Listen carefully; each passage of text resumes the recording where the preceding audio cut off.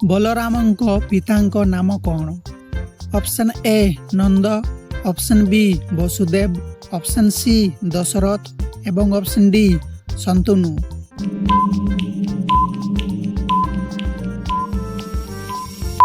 ତ ଏହାର ସଠିକ ଉତ୍ତର ହେଲା ଅପସନ୍ ବି ବସୁଦେବ। ପରବର୍ତ୍ତୀ ପ୍ରଶ୍ନ, ବଳରାମଙ୍କ ମାତାଙ୍କ ନାମ କ'ଣ? Option A Devaki, option B Yashoda, option C Rohini ଏବଂ ଅପସନ୍ ଡି କୌଶଲ୍ୟା।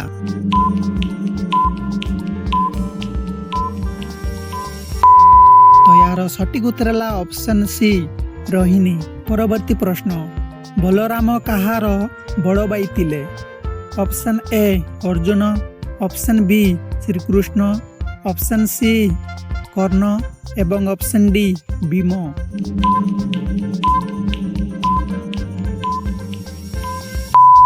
ତ ଏହାର ସଠିକ ଉତ୍ତର ହେଲା ଅପସନ୍ ବି ଶ୍ରୀକୃଷ୍ଣ। ପରବର୍ତ୍ତୀ ପ୍ରଶ୍ନ, ବଳରାମଙ୍କ ପ୍ରମୁଖ ଅସ୍ତ୍ର କ'ଣ? ଅପସନ୍ ଏ ଚକ୍ର, ଅପସନ୍ ବି ଧନୁ, ଅପସନ୍ ସି ହଳ ଏବଂ option D Trishul.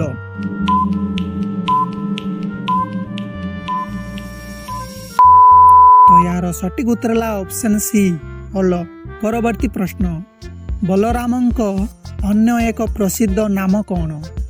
Option A Haladhar, option B Madhav, option C Gopal ଏବଂ ଅପସନ୍ ଡି ରଘୁନାଥ।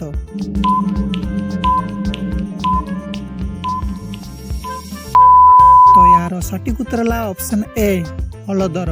ପରବର୍ତ୍ତୀ ପ୍ରଶ୍ନ, ବଳରାମଙ୍କ ପତ୍ନୀଙ୍କ ନାମ କ'ଣ? Option A Rukmini, option B Radha, option C Revati ଏବଂ option D Satyabhama.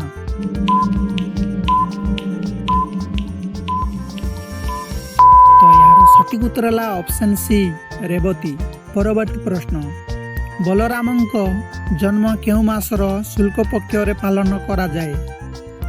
Option A Shravan, option B Bhadrab, option C Ashadha ଏବଂ ଅପସନ୍ ଡି କାର୍ତ୍ତିକ।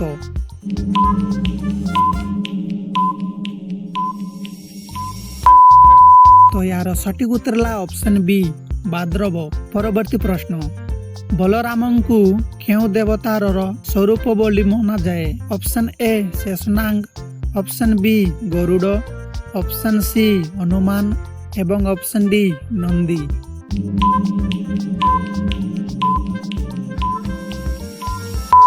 ତ ଏହାର ସଠିକ ଉତ୍ତର ହେଲା ଅପସନ୍ ଏ ଶେଷନାଗ। ପରବର୍ତ୍ତୀ ପ୍ରଶ୍ନ, ବଳରାମଙ୍କ ଜନ୍ମ ଉତ୍ସବକୁ ଅନ୍ୟ କେଉଁ ନାମରେ ମଧ୍ୟ ଜଣାଯାଏ?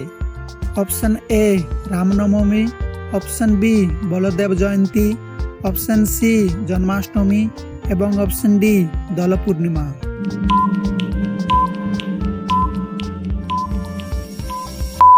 ତ ଏହାର ସଠିକ ଉତ୍ତର ହେଲା ଅପସନ୍ ବି ବଳଦେବ ଜୟନ୍ତୀ। ପରବର୍ତ୍ତୀ ପ୍ରଶ୍ନ, ବଳରାମଙ୍କ ଆଉ ଏକ ପ୍ରସିଦ୍ଧ ନାମ କ'ଣ? Option A Baladev, option B Damodar, option C Vasudev ଏବଂ ଅପସନ୍ ଡି ମୁରଲୀଧର।